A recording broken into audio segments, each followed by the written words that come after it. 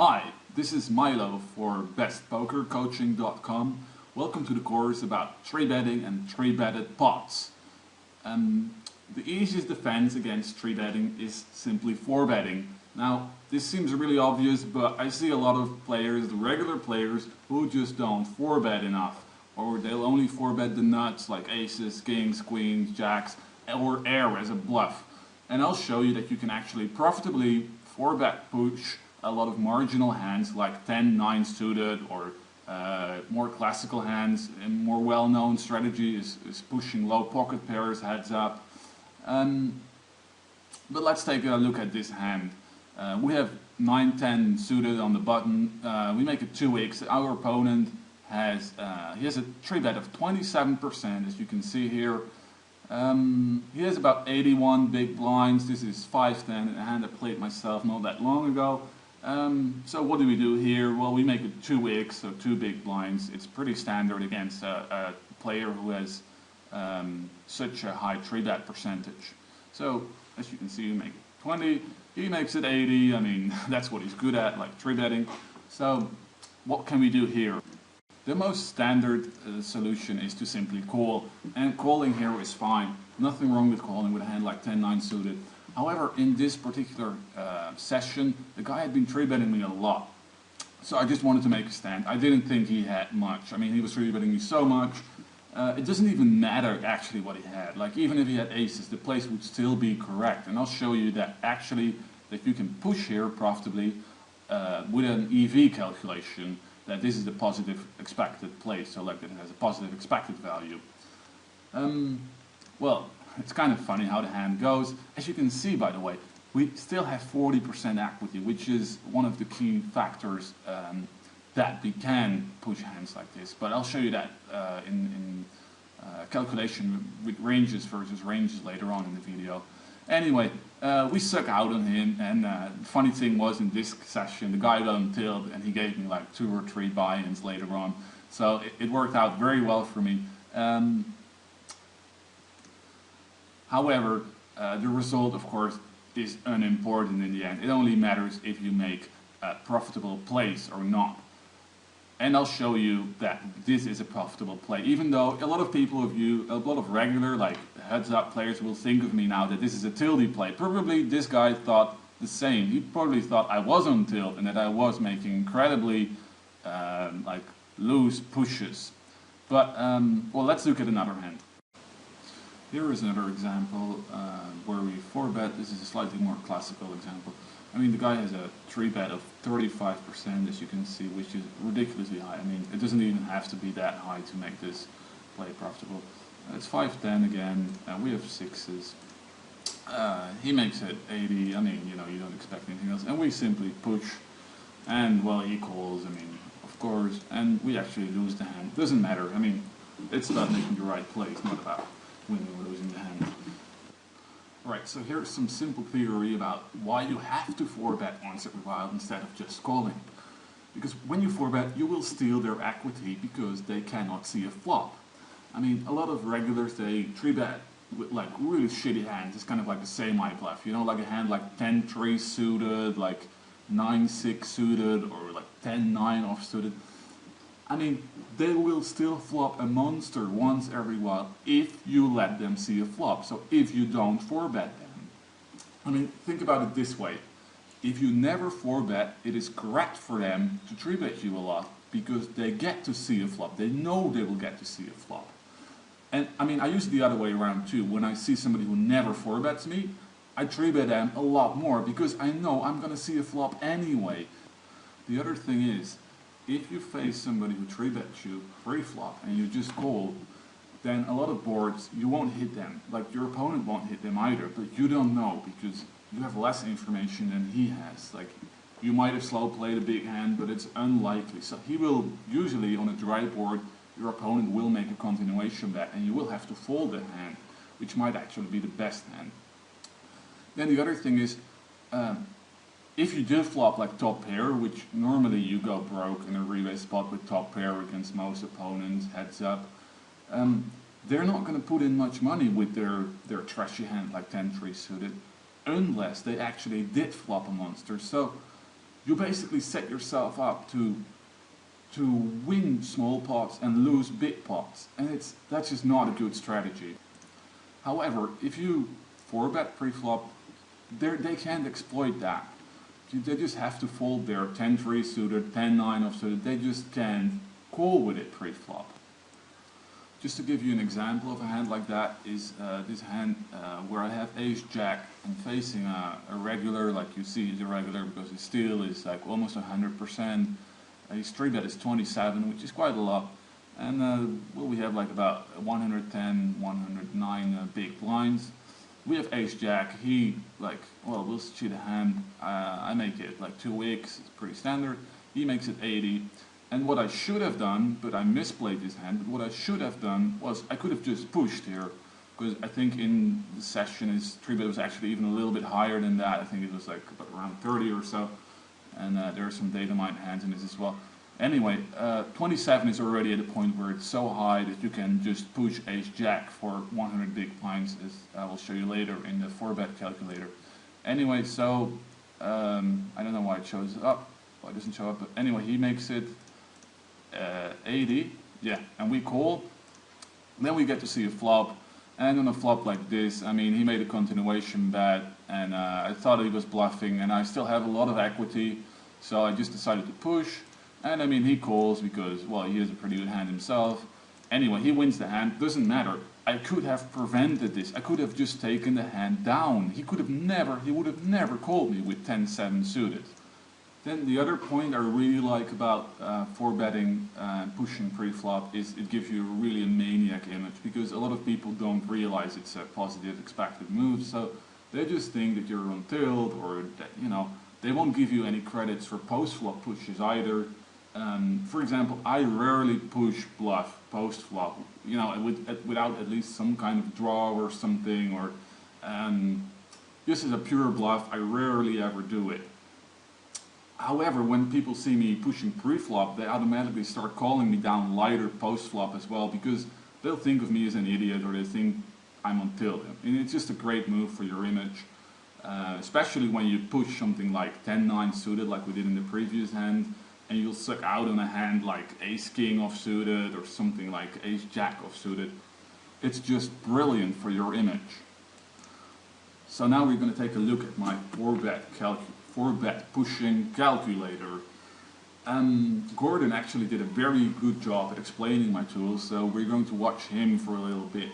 The only thing about Gordon's explanation is that it takes a lot of time. I mean, it's a very good explanation, but it takes too much time to do it while you're playing. So after Gordon's video ends, I'll show you a way which will take you like 5 seconds. Hi, this is Gordon for bestpokercoaching.com.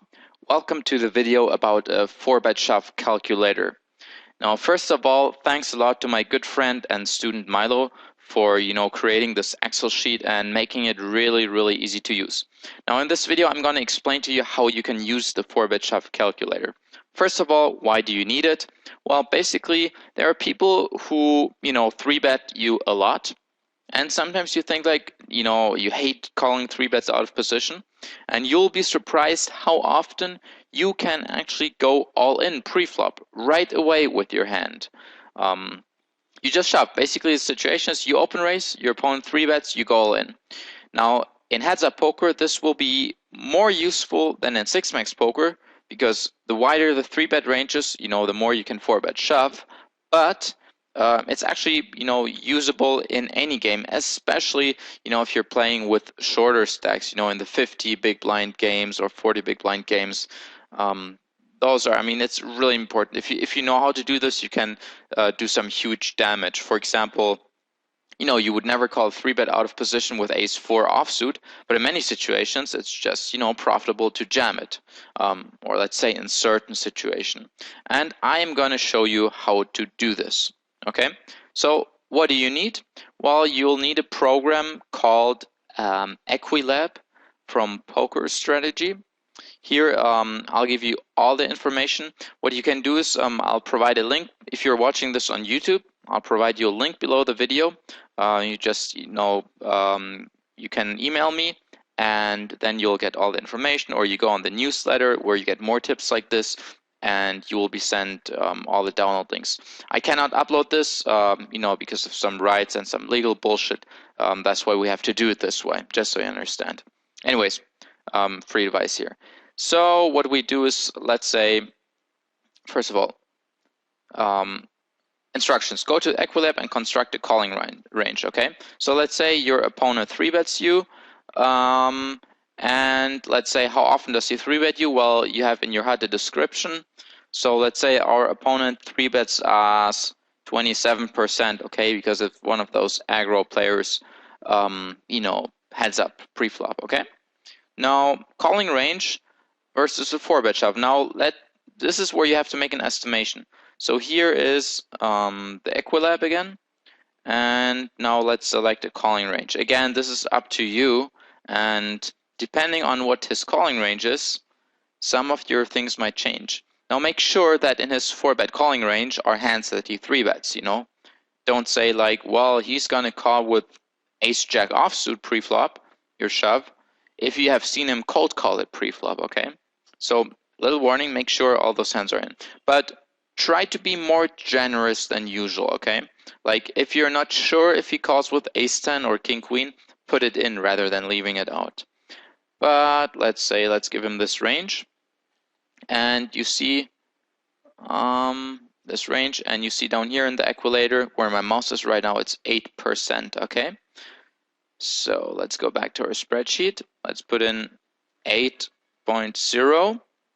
Okay, now here, don't do anything here. This is automatically calculated. So the likelihood of him calling you is 30%. So he's calling 30% and folding 70. Stacks in US dollar, as you can see, my buddy plays no limit 200. So he made the stack here. But the cool part is it doesn't matter which limit you play. You just put in the effective stack size, okay? So the size of the shorter stack. So this already accounts for, you playing short stacked or deep stacked. It doesn't matter. Only the absolute amount is important, not the amount of big blinds, okay? So let's say it is no limit 200 for the sake of it. Or let's make it no limit 100. Why that? Because, numbers with 100 or 1,000 are always easier. Now VPIP, don't confuse this with a stat called VPIP. I think I'll rename it. I'll call it raise size. I think this is more intuitive. So yeah, let's say your opponent raises 3 times the big blind. You raise 3 times the big blind. Okay, let's say you raise to $3, and your opponent 3-bets to, let's say he makes it 10. Okay. Okay, here's the magic number, minimum equity. Basically, in order for you to be break even or slightly plus EV, you will need the hands that you go all in with need a minimum equity of 33%, okay? 0.33, 33%. Now here, the really cool part about this magic tool is, let's say we have this range here, 8 plus, ace, gem, blah, blah, apply. So we have this range here for our opponent. Now we have to do a little cheat. Just put in here some random hand, doesn't matter, aces. But what you can do here now is you go here and go on hand range calculator. Now the magic continues. This is our opponent's range, and we said we need 33% equity. And really, you can be as exact as you want to be, okay? So let's make it really, really exact. You click on calculate hand range, and in less than a second, you have the math work of, depending on how good your skills are, 20 minutes, 30, 40 minutes. So yeah. So this is the range that you can push all in against this guy. Look, it's all pocket pairs. It's ace deuce suited, king 9 suited, queen 10 suited, You can even push stuff like 4-5 suited. That sounds absolutely crazy, right? You think like, wow, which fish would do that? But it's, this is not like a feel thing. I just proved it mathematically to you, okay? So yeah, I told you, you'll get some really, really surprising results.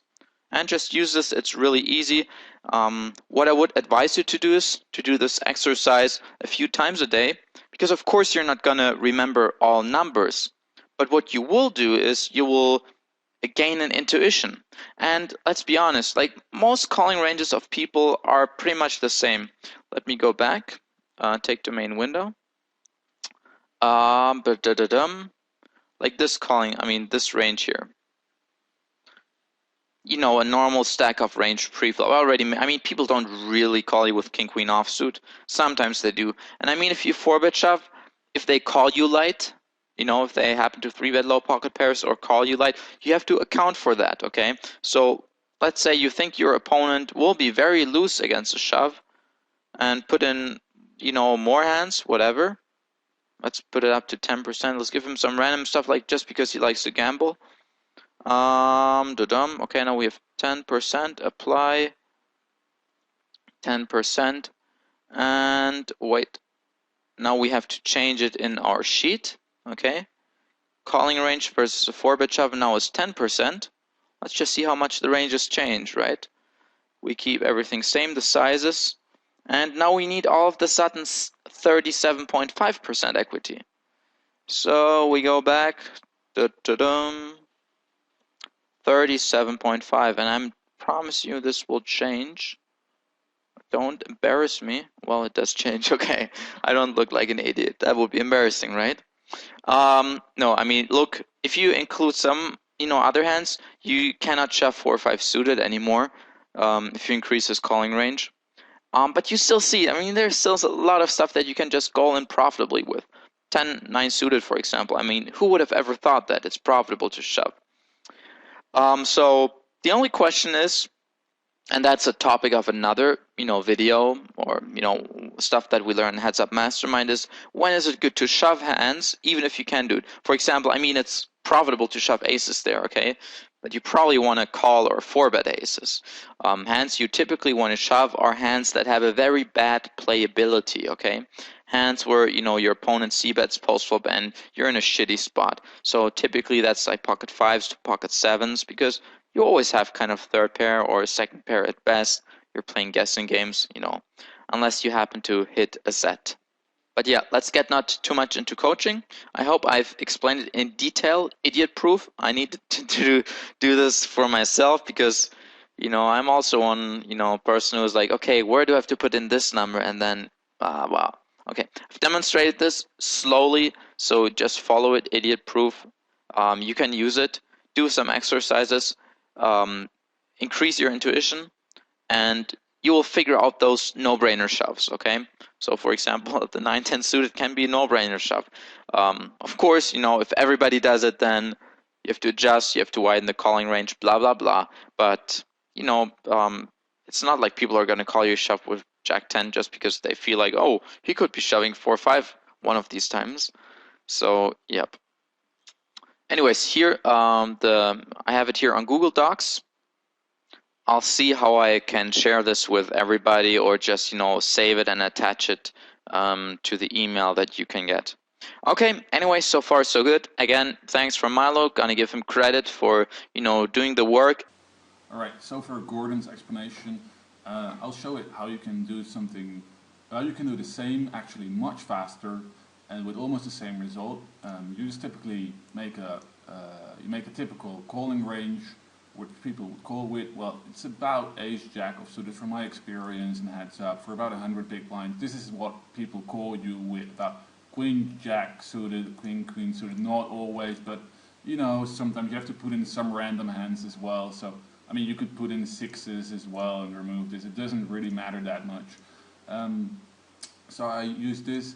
Then what I simply did was I went to hand range calculator and I put in different numbers, like for example 33, calculate hand range. Well, when you see the hand range, you see this coming out, and then that's the minimum equity. Then I went to my 4-bet calculator, and as you can see here, you can see that I have all these things lined up. Like I have 4 charts. You can make as many as you want, like up to 40%. With all the standard, with standard charge. So for a given minimum equity, for example, minimum equity is 32. because I figure that people will call me with the same range approximately anyway.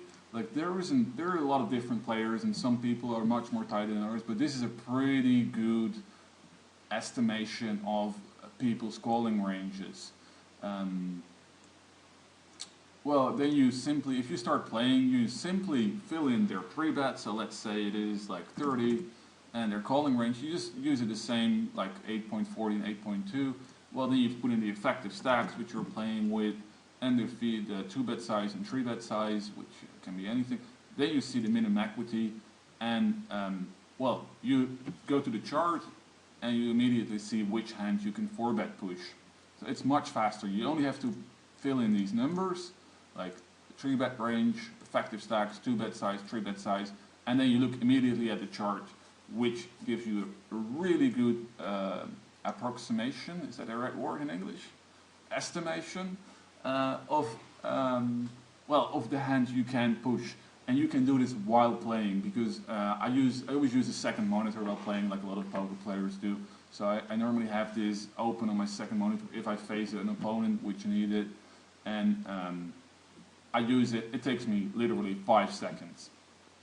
So I don't go through all the hassle of using the Equilab software over and over again while playing. I just assume that people have approximately the same calling range, and then I only use the Excel sheet to alter these parameters to save time and be able to make the calculations while playing. So, for example, in the hand we played earlier on, we see that we have the fill-in, we have his 3-bet is 27%, so you just type in 27, his effective stack was 108, 810, we made a 2-bet of 80, a 3-bet of 80, he made a 2-bet of 20, I mean, and we have 0.3, 0.46, so then you quickly go here, where is it? Oh, here. Then we have our pushing range, and you see 10-9 suited is in there. Then the following part is only for math geeks. I mean, there's absolutely no practical use of it, so you can skip the video and go to the next video from now on, if you're not interested in math. Anyway, for the people who are interested in math, I mean, I used to study mathematics myself, mathematics and statistics at the University of Amsterdam, so I'm always pretty interested in math.